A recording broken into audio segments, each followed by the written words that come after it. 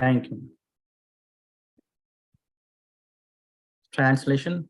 Certainly others who were fighters on the battlefield of Kurukshetra were purified by the onslaught of Arjuna's arrows, and while seeing the lotus-like face of Krishna, so pleasing to the eyes, they achieved the abode of the Lord. So this verse is spoken by Uddhava Mahashay to Vidura. So this third canto is actually starts with Vidura being on pilgrimage. So second canto ended where Shukadeva Goswami was asked by the sages of Naimisharanya that can you please tell us what happened to Vidura? We want to hear what happened to Vidura after he left Kurukshetra, after he left Hastinapur. So then the same question was asked by Parshit Maharaj to Shukadeva Goswami. That's how it starts. Then Shukadeva Goswami explains that Vidura, after facing the humiliation in Hastinapur by Duryodhan, when he was trying to explain to Duryodhan's father, Dhritarashtra, that what you're doing is wrong, it is injustice. You've already done a lot of injustice to Pandavas and Draupadi. So hearing that, Duryodhan got very angry. He's a Kali personified, he's a materialistic person. So he criticized Vidura very badly, very harshly. So Vidura left Hastinapur. Actually, Vidura is a pure devotee of the Lord. So external things, his humiliation and all are external. He was not really affected by them, but he took that as an opportunity to leave Hastinapur and to actually meet the pure devotees of the Lord. He himself is a pure devotee, imagine. But he wanted to meet the pure devotees of the Lord. Uddhava and Maitreya Rishi. So here Vidura is actually Yamaraj.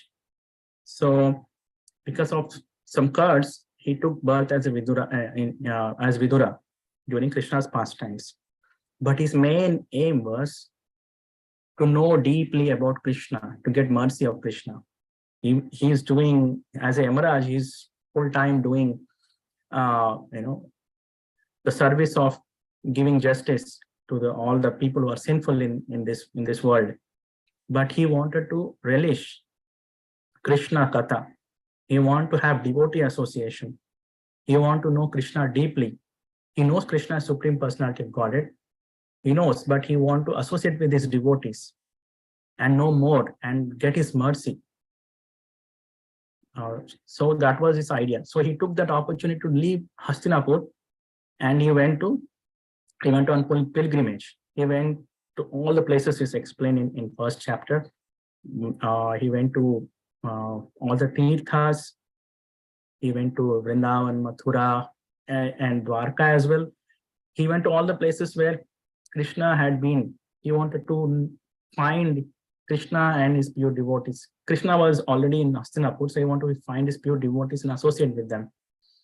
Eventually, when he reached Prabhasha Kshetra, he heard that Kurukshetra war has happened and everybody was killed and only Pandavas left. So he heard this news. So, but he doesn't have details what happened after that, what others are doing. So he just know that the war has happened and everybody was killed except Pandavas. Then he was passing through. He reached the banks of Yamuna. There he met Uddhava. So it seems like this is somewhere near Vrindavan on the banks of Yamuna, because Uddhava was already there, because previously Krishna has sent Uddhava from Dwarka to Vrindavan to meet the Brajavasis, to meet Yashoda Maya and Nanda Baba, and ultimately meet Srimati Radharani and all the gopis. because Uddhava is close associate of Krishna in Dwarka. He is also disciple of Brihaspati. He is very intelligent. He knows Nyaya, Shastra, logic, everything. He knows all the scriptures. So, and he is also has friendly relationship with Krishna. He is actually it's a cousin, but is very young actually, quite younger than Krishna. So Krishna always asks him for counseling, like he has some questions and he asks with Uddhava, Uddhava, what should I do in this situation? This is what happened. What should I do?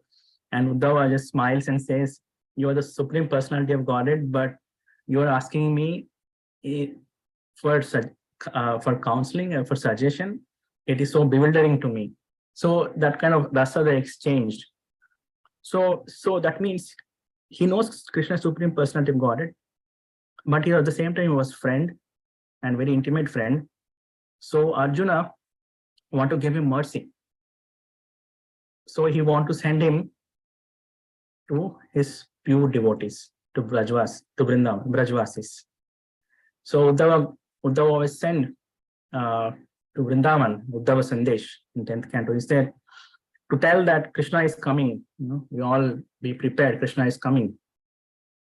So he meets everybody there and he understands the real nature of Krishna, and he gets elevated to the stage of prema, pure prema, not the Aishwarya prema, but pure prema, Shuddha prema. So he's so much in love with seeing the love of Brajvasis that he wants to reside there eternally as a creeper, as a gulmalata, small creeper, so that the dust of the gopis, lotus feet, can fall on him. So that was his mood. So here Vidura meets Uddhava on banks of Yamuna. He's not in Dwarka and he came to Vrindavan because Krishna has already left. Krishna has wound up his pastimes. So there Kurukshetra war ended and Krishna came back to Dwarka, and the Leela happened where Yadus were the whole Leela was ended, Mosala Leela, and it happened. Then whole Dwarka got submerged. Then Krishna also left. But before, when Yadus were, when the Yadu dynasty was ending, Krishna went into the forest nearby and was sitting in the forest. There Uddhava and Maitreya Rishi came. They sat with Krishna, Lord Krishna there. And Lord Krishna gave him the final instructions to Uddhava and Maitreya Rishi. They both here. After that, Krishna leaves, and Uddhava and Maitreya, they also depart, means they leave from that place. And Uddhava goes to Yamuna, and Maitreya Rishi goes to Haridwar. So this is what happened. So Uddhava is sitting in Vrindavan at Yamuna because he knows Krishna is in Vrindavan. Because when Krishna that leaves Dwarka is Vasudeva Krishna. Okay. Then what happens is actually that same Vasudeva Krishna, he comes back to Vrindavan, and there's a place called Mant on the eastern banks of Yamuna. There, he gets, all the Brajvasis get the news that Krishna is coming. Krishna is coming on a big chariot. It's a big chariot. He was coming, and all the Brajvasis were standing on the big street. You can still see that road, which goes from Bandirvan to Mant. That road is still there, where this actual pastime happened. It's quite wide actually, and very close to Yamuna river. So when Krishna comes on the chariot, all the Brajvasis see Krishna, and they unite Krishna. And by the potency of Yoga Maya, Krishna tells everybody to get on the chariot. He gets on the chariot, and they turn the chariot towards. They go towards the west, and they go towards Yamuna. And as they're passing through Yamuna on the chariot with all the Brajvasis, they disappear from the eyes of the mortal beings. They go into Aprakat Lila. From Prakat Lila to Aprakat Lila. That's how it ends. So Uddhava knows that Krishna is always in Vrindavan. Krishna never leaves Vrindavan. So Uddhava is sitting there and meditating on Krishna. And Vidura is hankering for devotee association to get the mercy of the Lord. Okay, so he approaches Vidura and when he sees Vidura, he is so much elated that he has seen. And Vidura is a young boy, and Uddhava is a young boy. Vidura is an old person. So he addresses him as uncle and hugs him, and they sit. And Vidura asks all questions. Where is Krishna? Where is Balram? What happened to Yadu dynasty? Where are they? I heard all this news. I'm hearing all this news, but I want to hear from you. What happened to his children? Pradyumna, Aniruddha, Samba. Actually, I read that Samba's expansion is Kartikeya. Is the son of Lord Shiva and Parvati. So Ganesha is Vishwakasena in his eternal form. Kartikeya's eternal form is Samba in Krishna Lila. So it's in first chapter, it's mentioned. Samba is expanded as Kartikeya. And Samba is also commander-in-chief of Narayan Seni in Dwarka. Yeah. So he's so curious. He wants to know about Krishna Lila. And he also knows that Uddhava has been exalted. He's in separation from Krishna. And Uddhava starts talking that, how it's so bewildering, my Lord. My Lord is so bewildering. I spent so much time with him. And he's so contradicting, He's a supreme personality of God, but takes counsel from me. And he is so strong, but appears as a small boy, helpless in Vrindavan. He is born in jail in Mathura, and his father moved him to Braja for protection. So it's all bewildering. And Krishna says to Devaki, when he comes back to Mathura at the age of 11, that mother, I was not able to come to Mathura because I was scared of So it's so contradicting, so bewildering, and Uddhava is kind of remembering all these things, and he's in ecstasy. Actually, before the one thing happened is when Vidura was asking all these questions, Uddhava was in trance. Very beautiful verse is there in first chapter. It says that Uddhava was not aware right away. He was replying to Vidura's question. He was in trance. He was in spiritual world with Krishna. So Krishna tells him that Vidura is in front of you, right in front of you, is asking questions. Go and answer him. Then Uddhava comes back from spiritual world to this material world, and he opens his eyes and he starts saying all these things. So he comes to this. So before these words, then he starts speaking about how bewildering is this, that Krishna is just behaving like a human, and all the ignorant people thinking that he's a human, but he is Supreme Personality of Godhead. Even demigods were not able to identify him. Even Lord Brahma couldn't identify him. Indra couldn't identify him. Who is? So here the point is, anybody who is in the material, in Maya Shakti, they cannot know or touch Lord, because Lord is always situated in his Swarup Shakti, in his internal potency. So he is unknown. If we want to know Lord, we should be in contact with his internal potency, which is Swarup Shakti. So this Swarup Shakti is only in the hearts of pure devotees. So when we come in contact with pure devotees, then we will know what Krishna is. We'll get his mercy. We'll get his darshan. Without coming in contact with the Swarup Shakti or pure devotees, even if Krishna comes in front of us, we will not know him. There are many examples. Duryodhan was seeing Krishna every day almost, but he was not in touch with pure devotees. pure devotees were around, Vidura was around, but he was criticizing them actually. He was committing offenses to his pure devotees, Pandavas and Vidura. So he was completely in Maya Shakti, in illusion. When Lord comes in front of us, we're not able to identify him.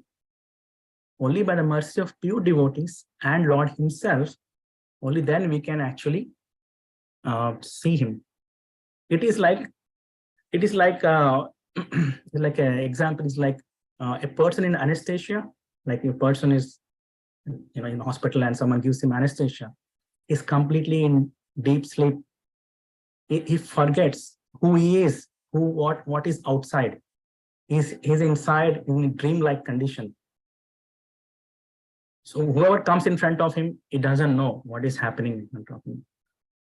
But pure devotees, Krishna or Guru Tattva should enter into his dream-like life, sleep, and awaken him, remove that anesthesia. When the anesthesia slowly gets down, he will be able to regain his consciousness and see that who he is, where he is. So in the same way, we are now in anesthesia of Maya Shakti, completely forgetful of our own identity. Who we are Atma, and who is our Lord, Paramatma. We completely forgotten that because we are completely in Maya Shakti. It's like full thick anesthesia. When Guru Tattva enters into our life, then the anesthesia will start going down. Then we will see ourself, our real self, who we are. I am not Indian, I'm not American, I'm not male, I'm not female, I am not, Arvind, I'm not donkey, I'm not, pig or hog, something like that. So when this identity is dissolved, then we will see our real self, which is Atma. And then Guru will show us the Paramatma, who is Krishna himself. In this way, and also he established a connection, and then we will be able to understand that we are eternal part and parcel of Krishna. We are completely dependent on Krishna. And that happens only by the mercy of pure devotee who are carrying Swarup Shakti in their heart. Okay? So here Prabhupada explains in the purport that here Uddhava was saying that on the battlefield of Kurukshetra, all the soldiers, when they got killed by Arjuna, they were seeing the lotus face of Krishna. Krishna was charioted. He's right in front of them, down. Okay. So when Arjuna was shooting arrows, they were seeing Krishna's face. They were not even seeing the arrows and Arjuna, because Krishna's face is so beautiful that the eyes goes to that. If you see something beautiful, our eyes, the sense of our eyes sight automatically goes there. It's quite natural, because we are very beautiful as Atma. So we are very much attracted to beautiful things, and we are very much attracted to the most beautiful thing. We are naturally attracted to the most beautiful thing, was Krishna. So they saw Krishna's face and they got shot by Arjuna's arrows, and they got purified and they attained Vaikuntha instantly. No initiation, no sadhana, nothing. No Bhakti Vaibhav, no Bhakti Shastri, nothing. So instantly they attained Vaikuntha. So here Prabhupada explaining that Arjuna was acting under the guidance of Krishna. That means he was acting under the guidance of his internal potency, Swarup Shakti, Yogamaya. Arjuna is a pure devotee. So Arjuna is following the orders of Krishna, and when he's shooting arrows, that is also a mercy. It's like a Guru's words, strong words. Arjuna's arrows are like Guru's strong words. They enter into the heart and purify the heart. They destroy the material disease. In the same way, Arjuna's arrows destroy the material disease of all these soldiers. At once they came to the platform, pure platform of Atma. And at that moment, they saw Krishna's lotus face, and they attained the love, natural love came out, manifested in their heart, awakened. And since they were neutral to Lord, they attained Vaikuntha. If they are like Shantaras, means they were neither friends or nor enemies to Krishna.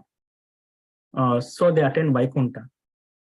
So in Vaikuntha, usually you have Shanta and Dasa prominently. So they attend Vaikuntha. And on the other hand, like another example in previous verse, it said that Uddhava says that how Shishupal was always meditating on Krishna. He was always hating Krishna. He was in that kind of yogic trance. So he attained Sayuja Mukti because he was hating. It is not favorable for bhakti. So he attained Sayuja Mukti, entered into the body of Krishna. So Shishupal was hating, he attained Sayuja Mukti. Soldiers who are neutral, and they attained love as a neutrality, neutral love. They attained Vaikuntha. Then, what to speak of the devotees who are in Dasya, Sakya, Vatsalya, and Madhurya? They attain Krishna's lotus feet directly in Vrindavan, Dwarka, Mathura. So that is a dormant love that we have, that is awakened by pure devotees. When Swarup Shakti, when Atma comes into contact of Swarup Shakti, that natural love awakens in one of these 5 rasas. Okay. And here Prabhupada is explaining that the Vaikuntha and Golok Vrindavan are non-different in the sense that they're all spiritual. They're all internal potency of the Lord. But the manifestation of the full personality of the Lord is in Golok Vrindavan because he is enjoying all complete rasas there. In Vaikuntha, you have Dasya and Shanta rasa. There is also Madhurya rasa, but that is only with Lakshmi Devi, not with anyone else. Okay. Then you same thing as you go into other dhams, Ayodhya dham and all, you'll see more rasa manifesting. Like you have Shanta, Dasya, and also Sakya in Ayodhya. Vatsalya is also there, and Madhurya is only with Sita Devi.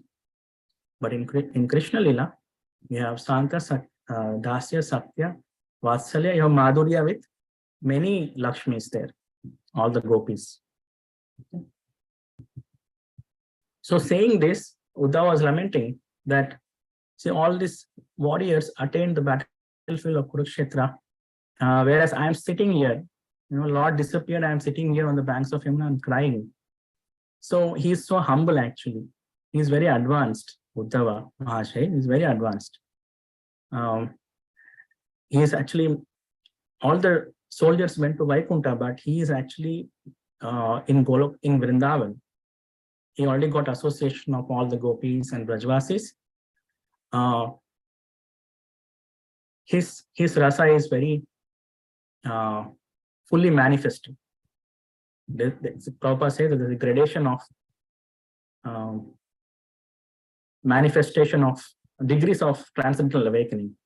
So his degree of transcendental awakening, this is a line here, is quite higher than the degree of transcendental awakening of all the soldiers who were killed on battlefield of Kurukshetra. So the main gist of this this part of Bhagavatam is that Vidura is in hankering for devotee association to get mercy of Lord Krishna. He wants to know more about Krishna. That's why he met. He is on way. He met Uddhava and Maitreya Rishi. So these first 4 chapters, Uddhava and Vidura are talking, and after that, Vidura goes and meets Maitreya Rishi. Because these 2 personalities personally hear from Krishna. Before Krishna left this world, disappeared from this world, he personally gave instruction to both of them. Okay. So I will stop here. If anybody have any questions, comments, reflections, want to add something, please.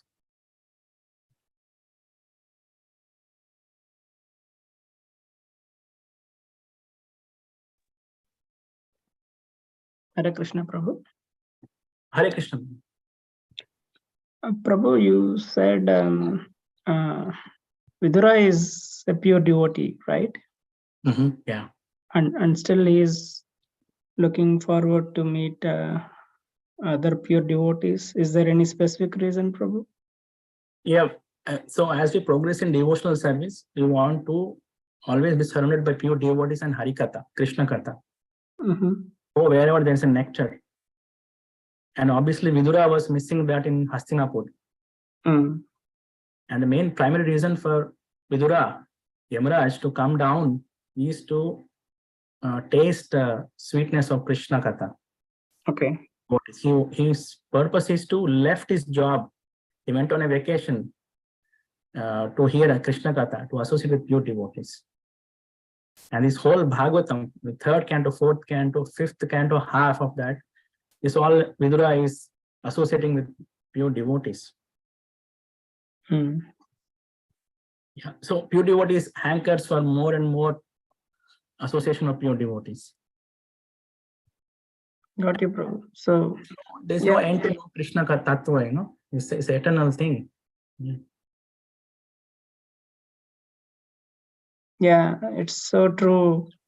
He could have joined Pandavas in Kurukshetra and maybe on the side of Krishna, but he chosen the path of going and meeting more pure devotees and relishing the Krishna Katha.